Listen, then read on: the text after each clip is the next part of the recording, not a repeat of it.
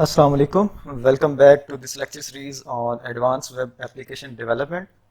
और आज के इस लेक्चर में हम बात करेंगे temp data in ASP.NET MVC application. क्या टेम्प डेटा किस लिए यूज़ करते हैं और इसका एडवांटेज क्या है और अदर टाइप ऑफ व्यूज़। इसको स्टार्ट करते हैं। अपने प्रीवियस लेक्चर में हम बात करते आ रहे हैं डिफरेंट व्यू मॉडल्स की। हमने पहले बात की व्यू डेटा, फिर देन हमने बात की व्यू बैग, आफ्टर दैट हमने डिस्कस किया about strongly typed views and फिर हमने अपना वेरी लास्ट लेक्चर हमने उसमें बात की थी व्यू मॉडल्स की, जो कि सारे यूज़ होते हैं to pass data from controller action methods to views, ताकि उस डेटा को यूज़ करते हुए वेब पेज जनरेट किया जा सके। टेम्प डेटा भी सेम पर्पज़ के लिए यूज़ होता है, ताकि हम डेटा कंट्रोलर से लेके व्यू को पास कर सकें और उस डेटा को यूज़ करते हुए ताकि कोई वेब पेज जनरेट किया जा सके। इसको देखते हैं। आज के लर्निंग ऑब्जेक्टिव्स हैं, why do we need temp data in ASP.NET MVC application.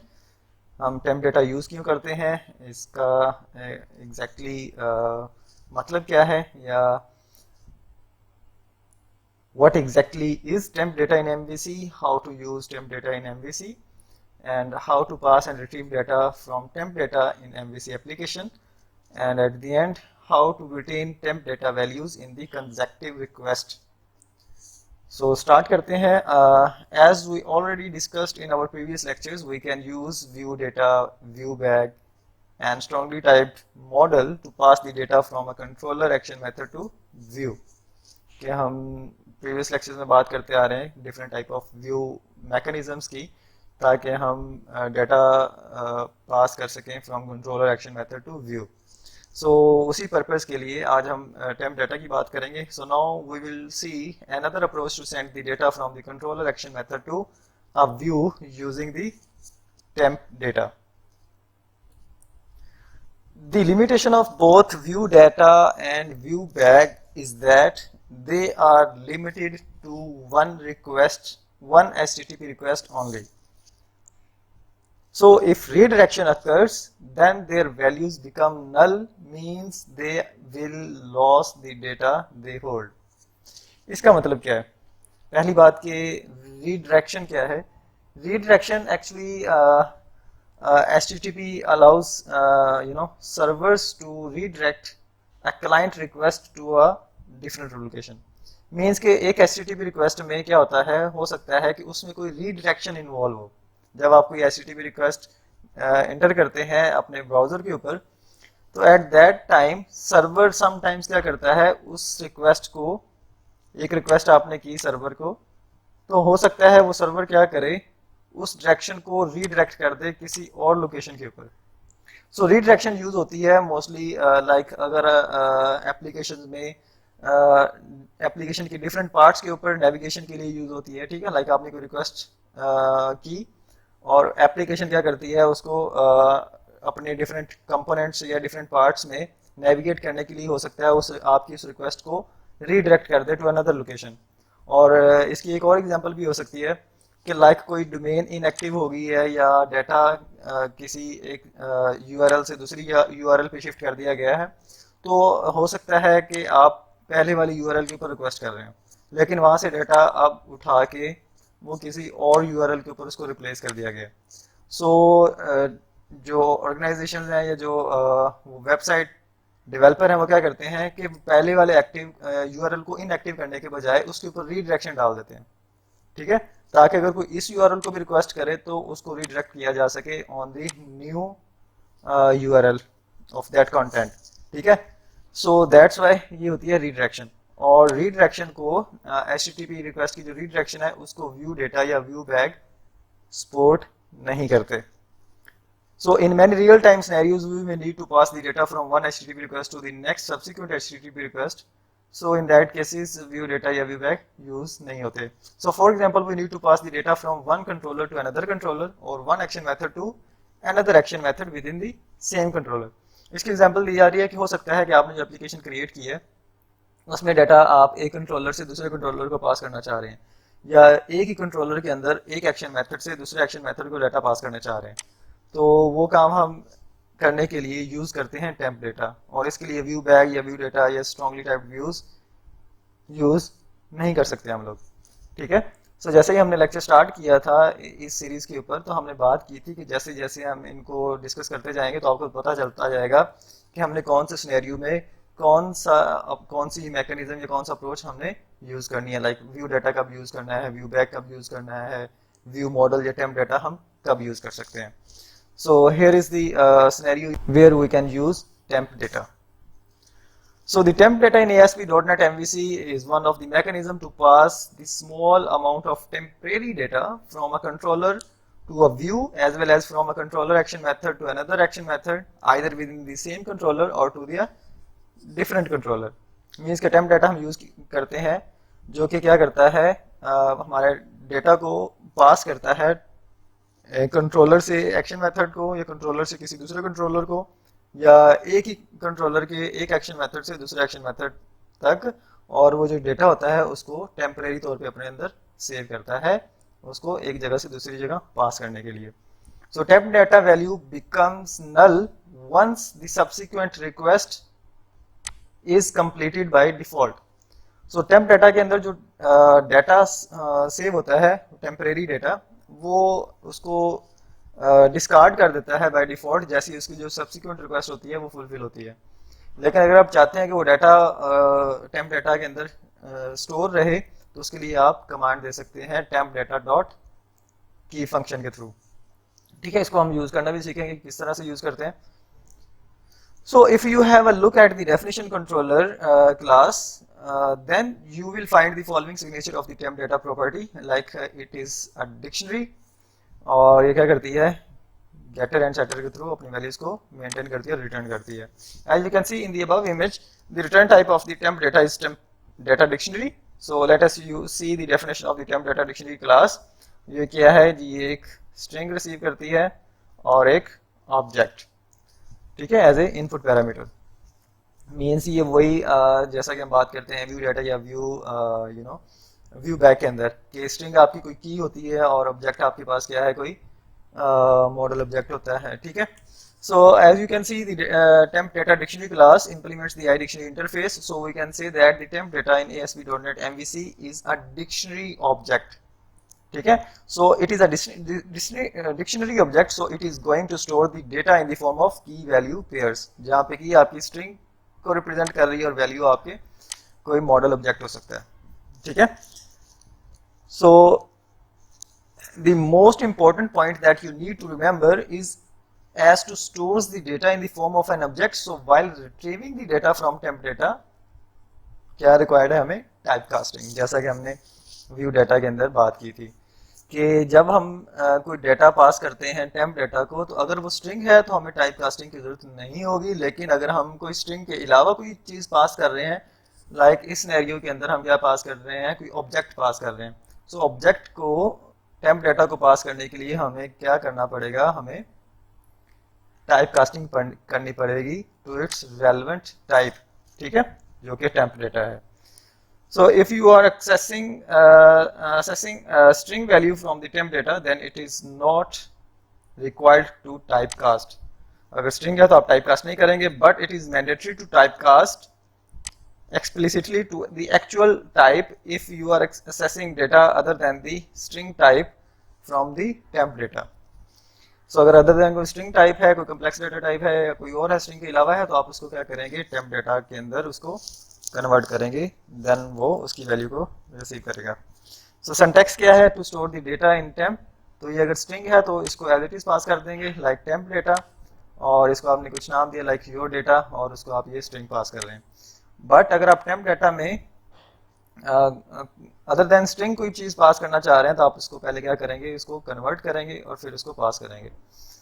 ठीक है, सो स्टार्ट करते हैं इसकी practical demonstration in Visual Studio. So here we are in Visual Studio 2019, और यहाँ पे एक न्यू प्रोजेक्ट कंप्लीट करेंगे। उसके लिए आप क्लिक करेंगे क्रिएट अ न्यू प्रोजेक्ट, और यहाँ से ड्रॉप डाउन से हम सेलेक्ट करेंगे ASP.NET एप्लीकेशन .NET फ्रेमवर्क, और हियर यू कैन सी। उसके बाद हम नेक्स्ट पे क्लिक करेंगे, प्रोजेक्ट को नाम देंगे, सपोज हम इसे नाम देते हैं temp data class demonstration demo, temp data class demo, and then click on create.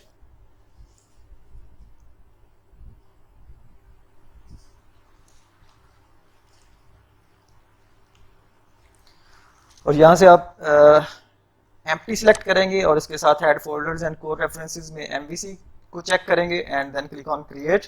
So here you can see project create हो गया है. और सबसे पहले हम एक कंट्रोलर क्रिएट करेंगे. उसके लिए कंट्रोलर फोल्डर के ऊपर हम क्लिक करके राइट क्लिक करते हैं और यहाँ से ऐड कंट्रोलर, और इसमें हम चूज करते हैं MVC5 कंट्रोलर एम्प्टी और ऐड के ऊपर क्लिक करेंगे और उसके बाद इसको नाम देते हैं लाइक होम कंट्रोलर और इसके बाद click on add. So here you can सी आपका होम कंट्रोलर जो हमने क्रिएट किया है वो यहाँ पे कंट्रोलर्स फोल्डर के अंदर नजर आ रहा है आपको. और इसको अगर सिलेक्ट करें तो यहाँ पे आपके पास इसमें नजर आ रहा है इंडेक्स मेथड, और इसमें ये सिंपली रिटर्न टाइप इसकी क्या है एक्शन रिजल्ट, और ये क्या रिटर्न कर रहा है, एक सिंपली एक व्यू रिटर्न कर रहा है. तो मैं इसके अंदर सिंपली क्या करता हूँ, टेम्प डाटा के थ्रू टेम्प डाटा को मैं इसको नाम दे देता हूँ नेम, और मैं इसको पास करता हूँ सिंपली एक स्ट्रिंग जो कि नेम है कोई शहजाद सपोज. और इसके बाद मैं एक और टेम्प डाटा वैल्यू क्रिएट करता हूँ और जिसको मैं पास करता हूँ, नाम देता हूँ सपोज एज, और इसको मैं पास कर देता हूँ सपोज एज. और अब ये क्या है, टेम्प डाटा में हमारे पास हमने दो इसके ऑब्जेक्ट्स क्रिएट किए, temp data name and temp data age, और इनको हमने वैल्यूज असाइन कर दी हैं और सिंपली हम इसको रिटर्न करवाते हैं. अब हम एक्चुअली इस एग्जांपल में क्या चाह रहे हैं कि एक इंडेक्स मेथड की या एक्शन मेथड की वैल्यूज को या डेटा को हम पास करना चाह रहे हैं दूसरे एक्शन मेथड के ऊपर, एक ही कंट्रोलर के दूसरे एक्शन मेथड के ऊपर. और जैसा कि हमने टेम्प डाटा का जो काम है वो भी ये देखा है कि ये एक कंट्रोलर से दूसरे कंट्रोलर को डाटा पास करता है या एक एक्शन मेथड से दूसरे एक्शन मेथड को डाटा पास करता है टेम्परेरी तौर पे. तो अब यही हम काम करेंगे कि हम इसमें इस एक्शन मेथड में हम ये डाटा क्रिएट कर दिया है या डाटा पास कर दिया है विद टेम्प डाटा, और अब हम न्यू एक्शन मेथड्स क्रिएट करते हैं और देखते हैं कि ये डाटा को दूसरे एक्शन मेथड्स को पास करता है या नहीं. तो उसके लिए मैं यहाँ पे एक और मेथड क्रिएट करता हूँ लाइक पब्लिक एक्शन रिजल्ट, और इसको मैं नाम दे देता हूँ सपोज अबाउट, और इसकी बॉडी स्टार्ट बॉडी एंड. और इसमें मैं क्या करता हूँ, टेम्प डाटा से वैल्यू लेके मैं इस मेथड को पास करता हूँ, ऊपर वाले एक्शन मेथड से लेके वैल्यू इस एक्शन मेथड के अंदर इसको वैल्यूज पास करता हूँ. सो पहले इसकी रिटर्न टाइप लिखते हैं, रिटर्न सिंपली क्या करेगा व्यू, एंड दैट्स इट. और इसके बाद मैं क्या करता हूँ, एक वेरिएबल क्रिएट करता हूँ स्ट्रिंग टाइप का जिसे मैं नाम दे देता हूँ नेम, और एक और वेरिएबल क्रिएट करता हूँ स्ट्रिंग और इसको मैं नाम दे देता हूँ एज, जो सिंपली क्या करे ऊपर वाले एक्शन मेथड से टेम्प डाटा के थ्रू वैल्यूज ले और इसको सेव करे. ठीक है, तो उसके लिए मुझे करना क्या पड़ेगा, ऊपर वाले एक्शन मेथड से जो वैल्यूज हैं वो कैसे लूंगा मैं, तो उसके लिए मुझे करना पड़ेगा if temp data dot contains key, और की क्या है हमारे पास सपोज जो कि ऊपर है name. if this contains a name, then क्या करे, ये जो हमने नेम वेरिएबल क्रिएट किया है उसको वो टेम्प डेटा की जो नेम की जो वैल्यू है वो पास कर दे. ठीक है, जो कि नेम की जो वैल्यू है वो इस नेम एट्रीब्यूट को पास कर दे. लेकिन उसके लिए हमें करना क्या पड़ेगा, पहले इसको कन्वर्ट करना पड़ेगा. तो इसके लिए टू स्ट्रिंग, क्योंकि टाइप कास्टिंग रिक्वायर्ड है. सो ये सिंपली करेगा क्या, ये रिटर्न करेगा, ये पास करेगा शहजाद, जो कि उस ऊपर हमने इस टेम्प डेटा नेम को हमने जो वैल्यू पास की हुई है, जो उसके अंदर जो डेटा पड़ा हुआ है. सो वो डेटा लेगा, उसको कन्वर्ट करेगा, टाइप कास्टिंग करेगा, उसको नेम को पास कर देगा. एंड सिमिलरली हमने करना क्या है, एज एट्रीब्यूट के लिए करना है, और if temp data dot contains की एज, अगर कोई डाटा मेंटेन करती है तो उसको क्या करे, एज एट्रीब्यूट को पास करे, और टेम्प एज से वो डाटा ले, उसको कन्वर्ट करे और उसको एज एट्रीब्यूट को पास कर दे. ठीक है, अब वो डाटा आया या नहीं उसको हम किसी तरह से यहाँ पे यूज करते हैं. ओके, सो लाइक मैं सिंपली क्या करता हूँ, जो डाटा मेरे पास आ रहा है टेम्प डाटा से, मैं उसको पास कर देता हूँ। अब उस जो डाटा आपके पास आ गया है नेम या एज एट्रीब्यूट में, तो अब उसको आप यूज़ कर लें फॉर एनी पर्पस, ठीक है, जिस काम के लिए आप उसे यूज़ करना चाह रहे हैं। सो सपोज मैं इसे व्यू बैक को पास कर देता हूँ, ठीक है, और view back dot name is equal to जो हमने नेम का वेरिएबल बनाया है, ठीक है, view back dot name is equal to name. और अब इसके बाद क्या है जी, जो एज की वैल्यू है वो भी सिमिलरली हम इससे लेते हैं एज एट्रीब्यूट से, और उसको पास कर देते हैं व्यू बैक को, और इसे क्या देते हैं view back dot age is equal to age, ठीक है। अब सिंपली क्या होगा, ऊपर वाले एक्शन मेथड से, इंडेक्स एक्शन मेथड से ये वैल्यूज आएंगी, वो हम पास कर रहे हैं इन एज एंड नेम एट्रीब्यूट को। और अब यहाँ पे ये नेम एरर दे रहा है, अगर इसके ऊपर आप कर्सर लेके जाएं तो use of unassigned local variable name. Okay, चूंकि हमने इसको असाइन, इसको कोई वैल्यू असाइन नहीं किया, हम इसे क्या कह देते हैं, सपोज मैं इसे, अगर वो ऊपर से कोई वैल्यू ना ले तो हम इसको डिफॉल्ट वैल्यू दे देते हैं नेम में, और एज को मैं दे देता हूँ सपोज 0, ठीक है। अगर ऊपर से वैल्यूज आ जाएं तो उसको वैल्यूज को अपडेट कर दे, अदरवाइज ये डिफॉल्ट वैल्यूज ही रहने दे। नेम को डिफॉल्ट और एज को हमने 0 असाइन कर दी, ठीक है। और अब इसके बाद हम एक और एक्शन मेथड क्रिएट करते हैं, और उसको मैं सपोज नाम दे देता हूँ, इसी को मैं कॉपी करता हूँ और मैं इसको नेम दे देता हूँ कॉन्टैक्ट, ठीक है। सो अब हम कर क्या रहे हैं, वही बाकी नीचे हमने सेम चीज़ें रहने दी। एक्चुअली हम देखना चाह रहे हैं कि ये जो टेम्प डाटा है वो कितनी देर तक डाटा को होल्ड करता है, ठीक है। सो एक एक्शन मेथड से हम दूसरे को पास कर सकते हैं, दूसरे से फिर तीसरे एक्शन मेथड को पास कर सकते हैं या नहीं कर सकते, वो अभी हम इस डिमॉन्स्ट्रेशन में देखेंगे।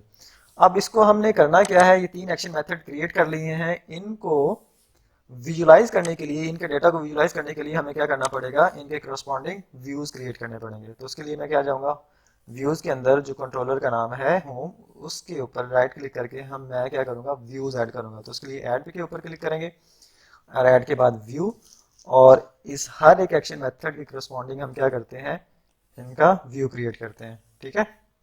सो पहले इंडेक्स मेथड के लिए व्यू क्रिएट करेंगे, इसके बाद सिमिलरली हम बाकी दोनों एक्शन मेथड्स के लिए भी व्यू क्रिएट करेंगे, और दूसरे के लिए हम क्या करते हैं, इसको नाम दे देते हैं लाइक जैसा जो हमारे एक्शन मेथड का नाम है, और like about, and click on add. Similarly third view create करते हैं, ऐड व्यू, और इसको नाम दे देते हैं कॉन्टैक्ट, ताकि होम कंट्रोलर के अंदर जितने एक्शन मेथड्स हैं उनके अगेंस्ट, चूंकि हम व्यूज रिटर्न कर रहे हैं, तो हमें उनके करस्पॉन्डिंग व्यू क्रिएट भी करना पड़ेगा, कॉन्टैक्ट और ऐड।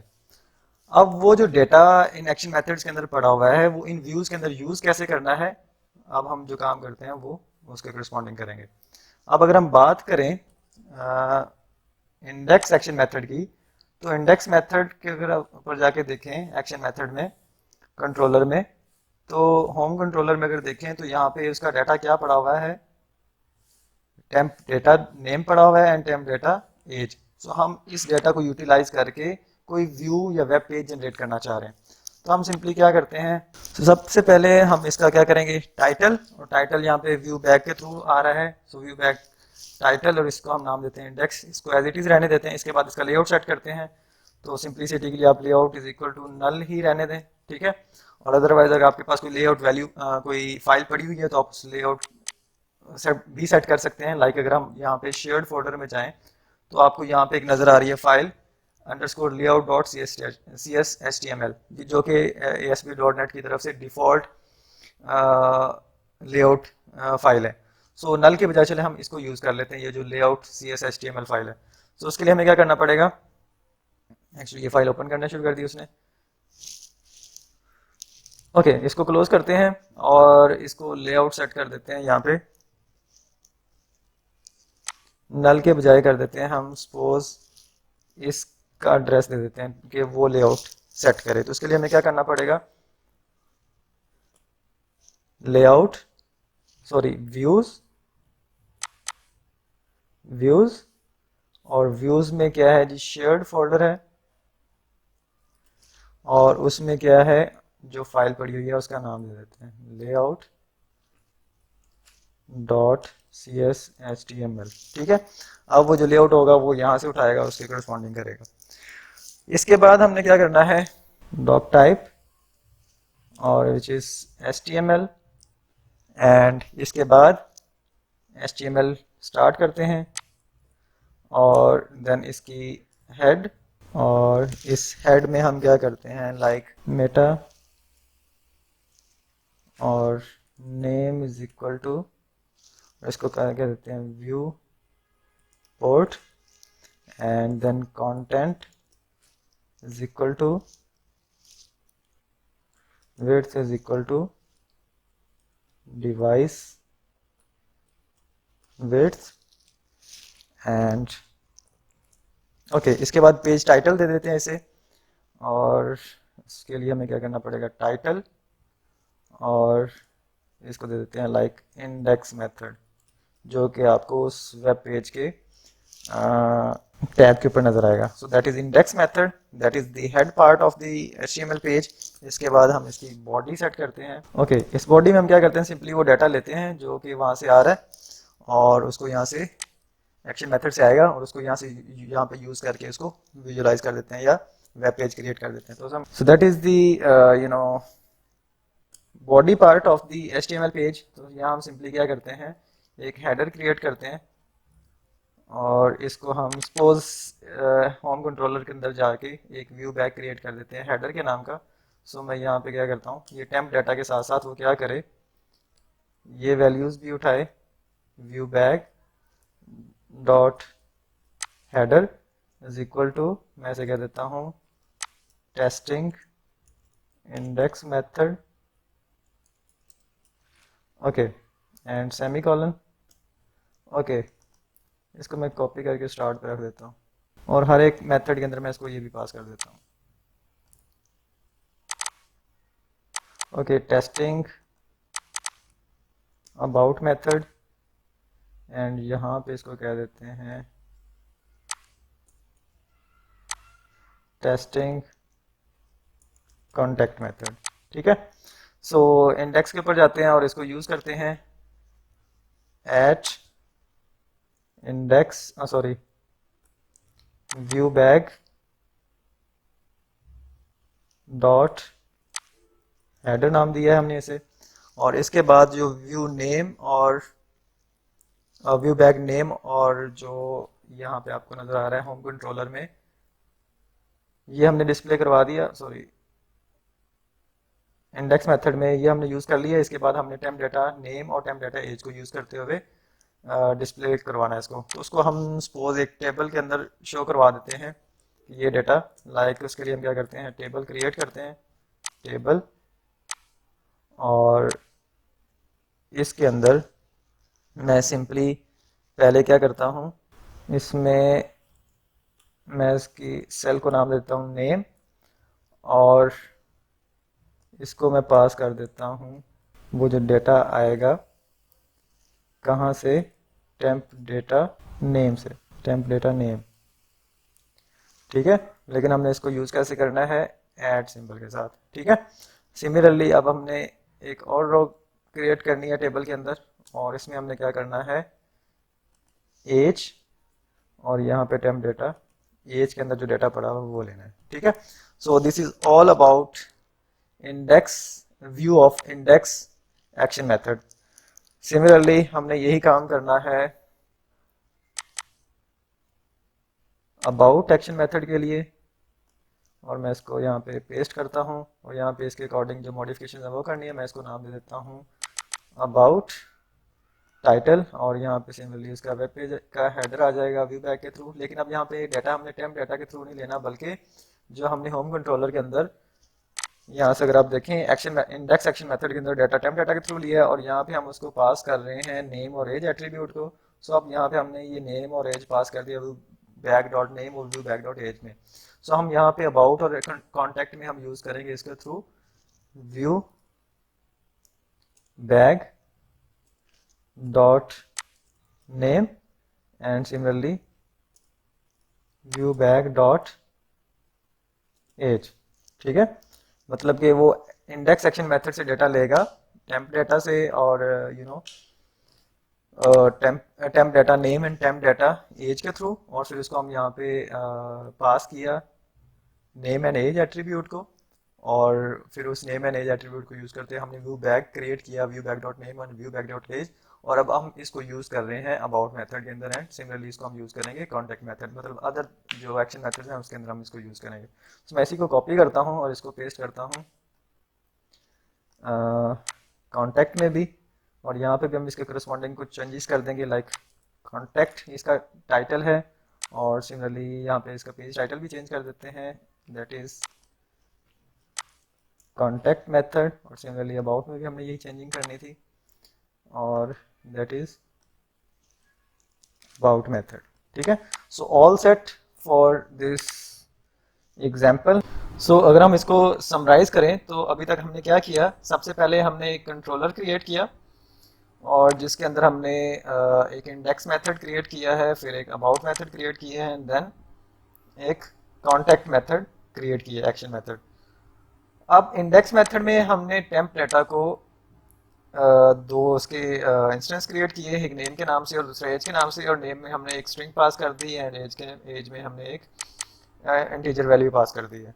और अब हम ये चाहते हैं कि हम जो इस इंडेक्स मेथड में, एक्शन मेथड में जो डेटा है वो हम पास करना चाह रहे हैं टेम्प डेटा के थ्रू अबाउट एक्शन मेथड में एंड कॉन्टैक्ट एक्शन मेथड में। तो उसके लिए हमने अबाउट एक्शन मेथड में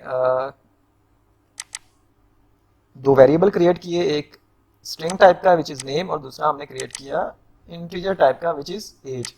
ठीक है, और इनको डिफॉल्ट वैल्यूज दे दिए। सो अब हम ये डेटा इंडेक्स एक्शन मेथड का जो डेटा है टेम्प डेटा में हमने पास किया हुआ है, वो हम पास करना चाह रहे हैं अबाउट एक्शन मेथड में एंड कॉन्टैक्ट एक्शन मेथड में।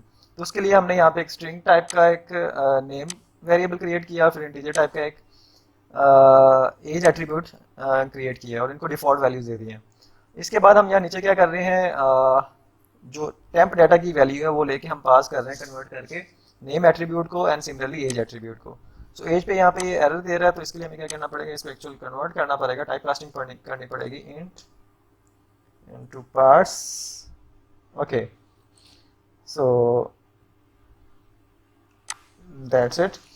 एंड सिमिलरली सो इसके बाद हमने क्या किया, वो जो डाटा नेम वेरिएबल में आ रहा है और इंट वेरिएबल में आ रहा है टाइप कास्टिंग होने के बाद, उसको हम पास कर रहे हैं view back dot name and view back dot age में। और सिमिलरली यही काम हम कर रहे हैं, एक्चुअली यहाँ पे पहले हमने इसको स्ट्रिंग इनिशियलाइज कर दिया था। सो ये एज वेरिएबल जो है इंटीजर टाइप का है, और सिमिलरली यहाँ पे इसको टाइप कास्टिंग करेंगे फ्रॉम स्ट्रिंग टू इंटीजर, जो कि एज हमारा इंटीजर टाइप का है। और इसके बाद हम सिमिलरली नेम एंड एज की वैल्यू क्या कर रहे हैं, व्यू बैक में पास कर रहे हैं, और इसी को ही हमने कॉन्टैक्ट में और अबाउट में जाके यूज़ किया है ताकि उस डाटा को हम यूज़ कर सकें to visualise on web page. Okay, तो इसके बाद हम क्या करते हैं, हम अपने इस कंट्रोलर को रन करते हैं और देखते हैं कि ये जो temp data index action method में है वो पास होता है अबाउट क्लास को, अबाउट एक्शन मेथड को, या कॉन्टैक्ट एक्शन मेथड को, या नहीं होता। So let's run this programme.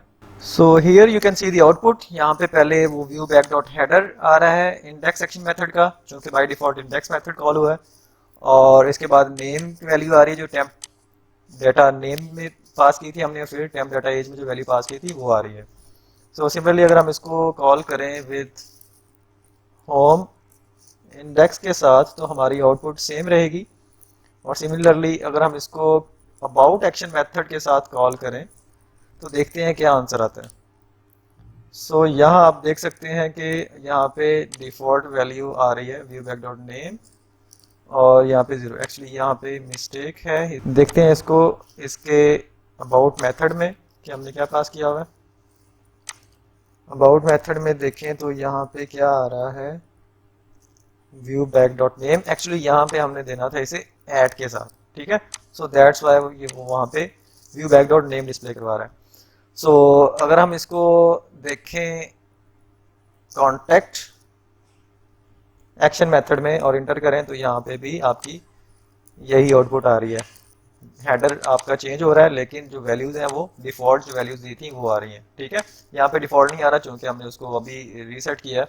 हम इसको रीरन करके देखते हैं और साथ में थोड़ी सी मॉडिफिकेशन करते हैं और इसको कॉन्टेक्ट में भी चेंज करते हैं at view back dot name, ताकि इसकी वैल्यू जो है वो आए, ना कि ये इटसेल्फ। ओके, अब इसके बाद हम देखते हैं जी, आपने देखा कि ये जो टेम्प डाटा या इंडेक्स एक्शन मेथड की जो वैल्यूज हैं या जो डाटा है वो पास नहीं हो रहा। यहाँ पे जो इंडेक्स मेथड में जो डाटा है वो पास नहीं हो रहा अबाउट एक्शन मेथड को और कॉन्टेक्ट एक्शन मेथड को। उसके लिए हमें क्या करना पड़ेगा, हम इसको क्या करते हैं टेम्प डाटा डॉट कीप, ताकि वो डाटा क्या करे मेंटेन रखे और ये डाटा सिर्फ अपने एक सब्सिक्वेंट इंस्ट्रक्शन तक पास करेगा, उससे ज़्यादा नहीं। लाइक अगर हम उसे इसके बाद अबाउट में कॉल करते हैं तो यहाँ पे ये डाटा पास करेगा, लेकिन जब हम इसको कॉन्टैक्ट में एक्सेस करने की कोशिश करेंगे तो उसमें नहीं करेगा।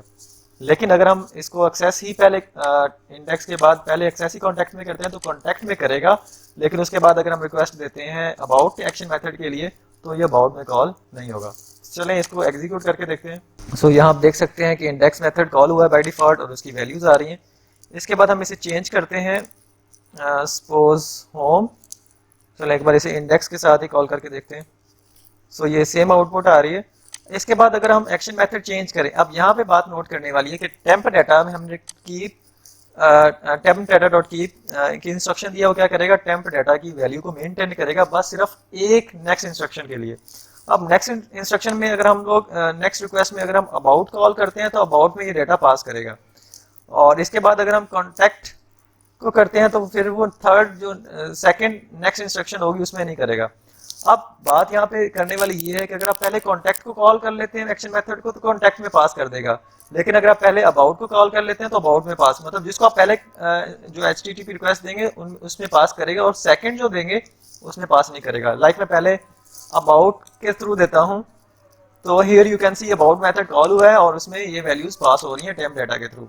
लेकिन अगर मैं यहाँ पे इसको कॉन्टैक्ट दूं, अब कॉन्टैक्ट एक्शन मेथड कॉल करूं तो यहाँ पे आप देख सकते हैं कि डेटा पास नहीं हुआ और उसकी जो डिफॉल्ट वैल्यूज थी नेम और एज की वो आपके सामने नजर आ रही हैं, ठीक है। मींस के टेम्प डाटा क्या करता है एक सब्सिक्वेंट रिक्वेस्ट तक, मतलब ये टेम्प डॉट डाटा डॉट की जो रिक्वेस्ट है वो सिर्फ एक सब्सिक्वेंट रिक्वेस्ट तक आपके डाटा को पास करती है, वो यहाँ पे आ गया, ठीक है। अगर आप चाहते हैं कि डाटा यही आगे भी जाए एक्शन कॉन्टैक्ट या फर्दर सब्सिक्वेंट रिक्वेस्ट में भी जाए तो आप क्या करेंगे, यहाँ पे भी क्या करेंगे टेम्प डाटा डॉट कीप और ये अब ये डाटा दोनों एक्शन मेथड्स में मेंटेन रहेगा टेम्प डाटा के थ्रू। और इसको अगर आप रन करके देखें तो आपके अब डाटा जो होगा वो दोनों एक्शन मेथड्स में फॉरवर्ड हो जाएगा using temp data. So that's it for this lecture. Take care and Allah Hafiz.